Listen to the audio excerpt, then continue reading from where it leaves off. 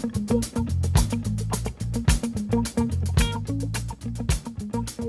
morning, everyone. How is everybody doing today? Good, y'all look good. Okay, let's get going here.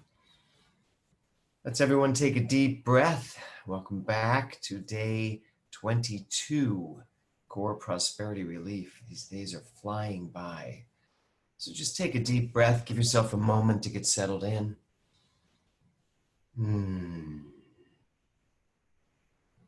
Right where I am, the infinite energetic pulse of the universe is fully available to me, to each person here. And so I know that this time we spend together gives us the opportunity to tap into our higher resolve, to knowing ourselves at an even deeper level, to knowing the truth at a more provocative level, where we are provoked into knocking out what does not work and attracting that which does. And so I know that this work is divinely guided today. And I just say, thank you, thank you, thank you for being here. And I just let it be so, and so it is. All right, everybody. So yesterday, I asked you to write affirmations that you know you believe. And my brother called me right afterwards to ask me what I meant by that. So I want to explain it again for anybody else who might not have gotten that. So what I mean is, sometimes when we read affirmations, they sound beautiful. And by the way, all your affirmations sound incredible.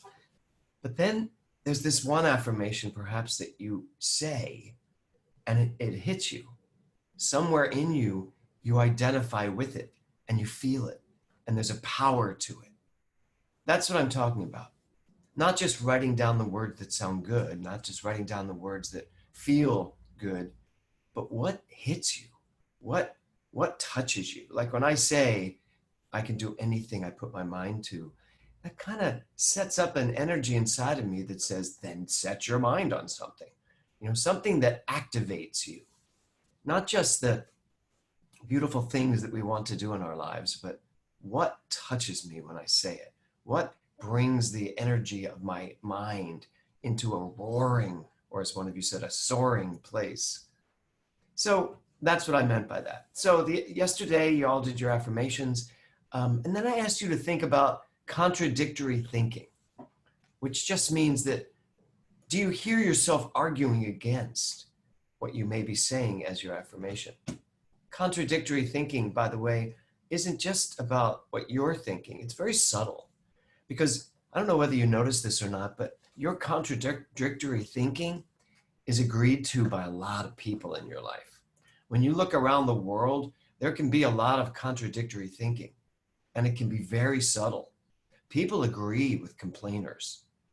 Do you ever notice when you start complaining, people join you? It's because complaining is also an attractive energy that brings more people into it. I can find a lot of people to agree with what is going on that I think is awful. Do you ever notice that? You're also attracting the right people.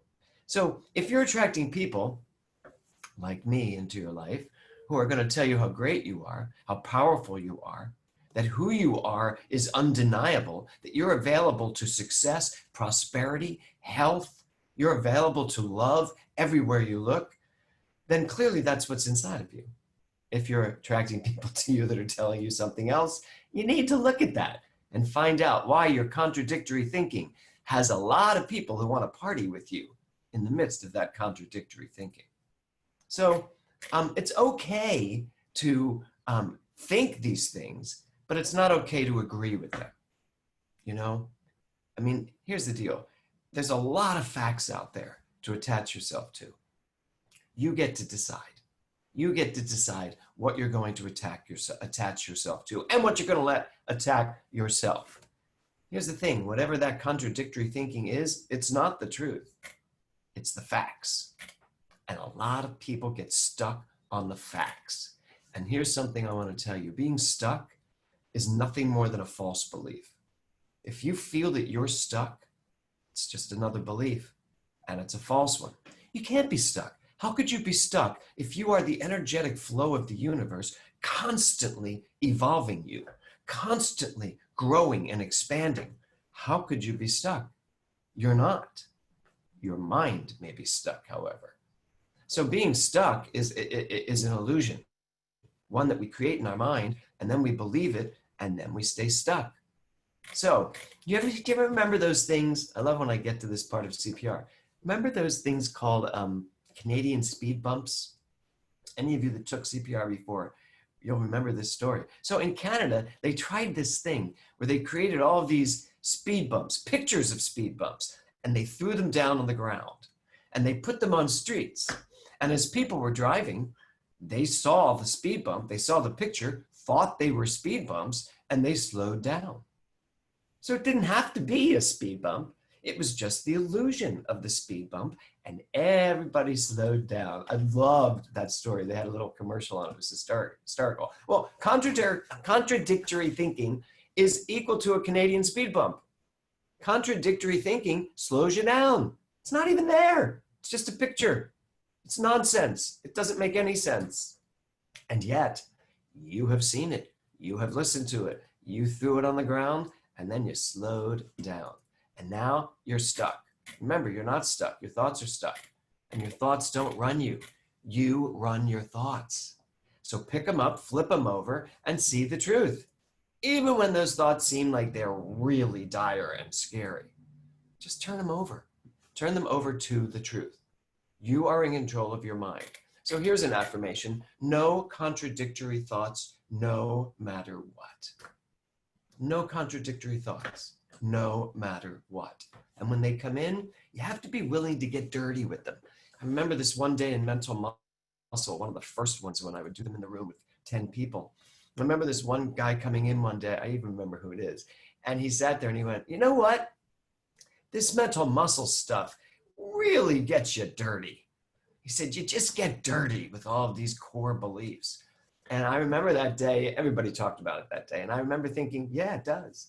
And you have to be willing to get dirty.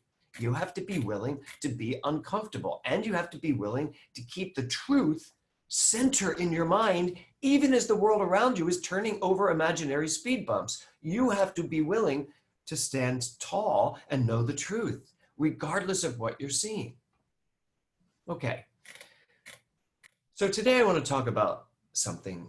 I want to talk about your value. I want to talk to you today about how you value things in your life. Once we get rid of all the contradictory thinking and once we get rid of all the distractions, what do you value in your life?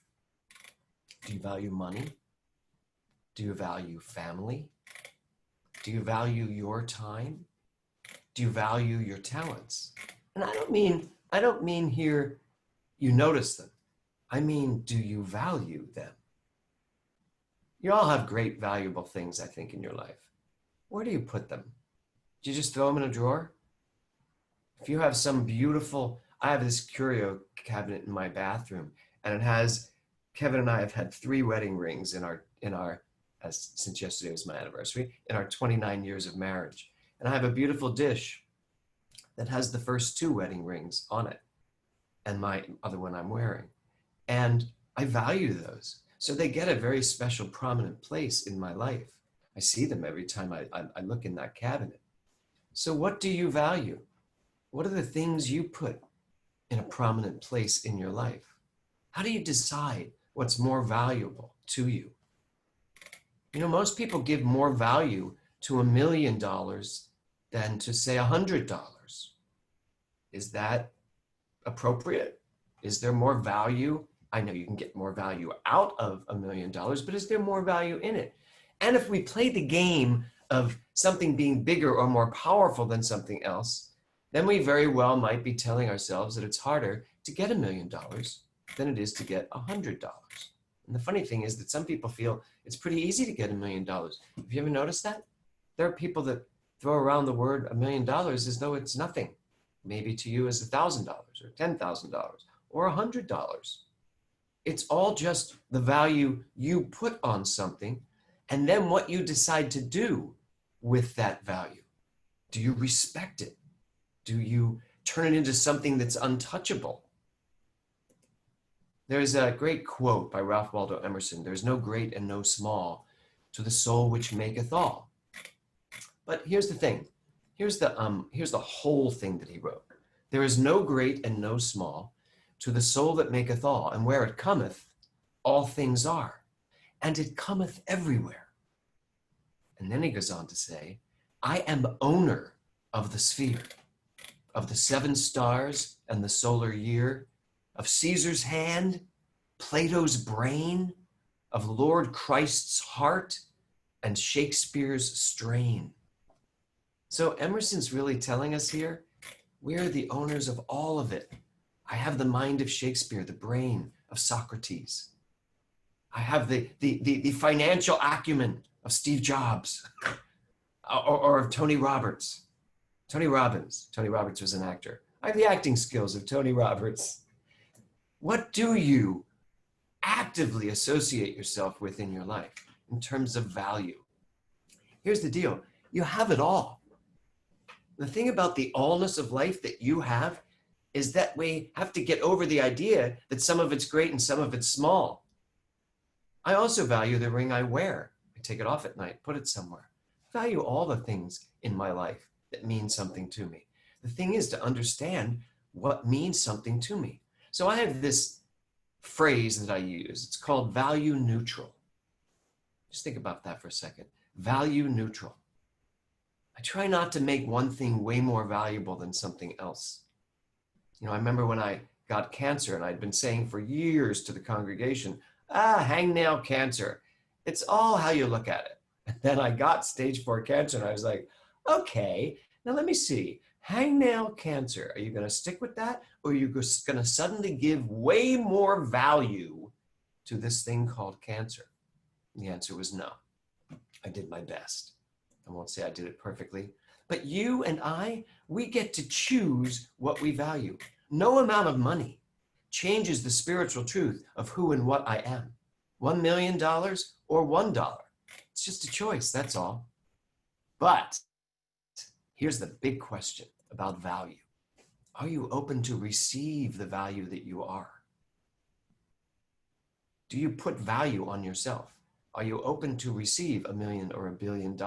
And notice, I always had $1 million there. I've now put a slash, $1 million billion, because now $1 million seems kind of really doable, really easy to me. And now $1 billion is where I'm looking at.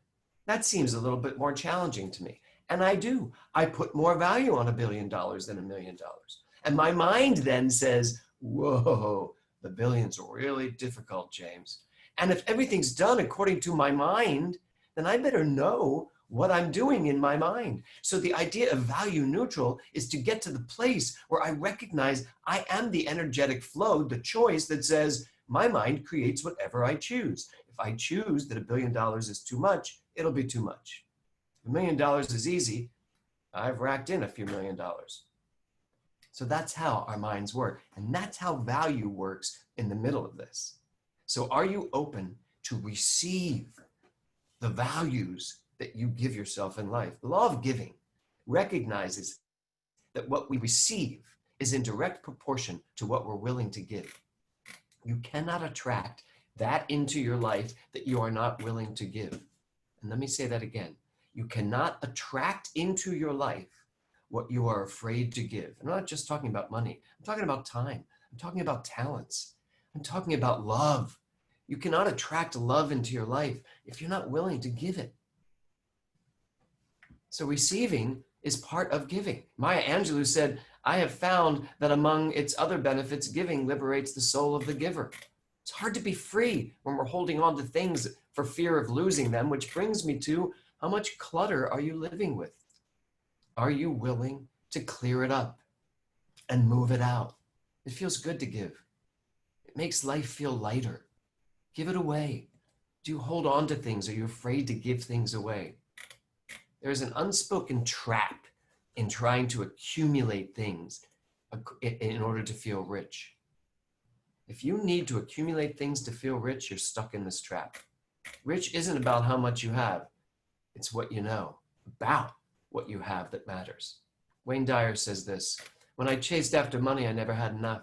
When I got myself on purpose and focused on giving of myself and everything that arrived in my life, then I was prosperous. So here's my question to you today. Are you giving yourself to your life? Do you give yourself the love you deserve? Do you give yourself the time you deserve? Do you treat you the way you would want others to treat you?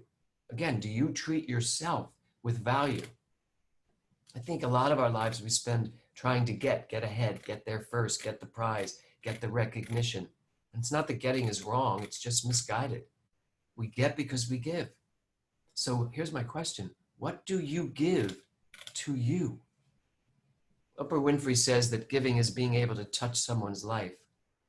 My question to you is, when was the last time you touched your own life? When was the last time you did something for you that moved you, that showed you how valuable you are? When was the last time you touched someone else's life? It feels good to give in such a way that it moves energy. Giving is an essential part of prosperity consciousness. And I think we get tripped up, especially when it comes to giving to ourselves and not giving ourselves because we're afraid that we don't have enough to give, or that we're so busy trying to get. You know what a need to get comes from? A need to get comes from a consciousness, a belief in not enough. You know, to get, a lack consciousness consistently needs. That's what a lack consciousness needs, you to keep wanting to get things. So I want to read you this in Ernest Holmes. In describing the law of circulation, Ernest Holmes wrote this: "It is only as we allow the divine current to flow through us, in and out, that we really express life. When a man's thought rests entirely upon himself, he becomes abnormal and unhappy. But when he gives himself with enthusiasm to any legitimate purpose, losing himself in the thing which he is doing, he becomes normal and happy." So prosperity comes when you are enthusiastic, passionate. How much enthusiasm are you giving yourself every day? How much passion are you willing to give your life every day? And I mean giving yourself. Passion isn't something that happens to you. All of a sudden it's upon you. Passion is something you absolutely take into your own heart and say, I'm putting this into what I'm doing. I'm giving myself the gift of passion. So it starts with giving yourself passage. Open up. Let something fill you. Get rid of the clutter. If you are cluttered up, you don't have room for passion. That means removing contradictory thoughts from your mind. Don't give them space. Don't let them squat. When it comes to prosperity, there's only one thing to think of: prosperity. And this is one of my favorite expressions: prosperity, the new normal. So, what can you do for yourself today? What can you give yourself today that will show you how much you are worth? Whatever that is, once you find it, once you realize what it is, do it. Take time today and do it. Here's your charge for today. I want you to say this to yourself right now. Today I notice. Just say that. Today I notice. Notice when you need to give something to yourself. Notice when there's a need in the world that you can fill. Notice when there's something in you wanting to give you something. A great question for you to ask yourself today is, what's mine to give today? What is mine to give today? Sometimes it's as simple as noticing a dry plant and giving it water. So today is all about giving, and the giving starts with you, giving to yourself. Today, I notice. Notice what's right there where you are. Prosperity is, right? You just have to be willing to see it. So today, we give and give and give and give, and then find out what's really valuable to you in your life. Because I'll tell you one thing, I think you're all valuable, incredibly valuable. So have a great day, everyone. Today, I notice. Namaste.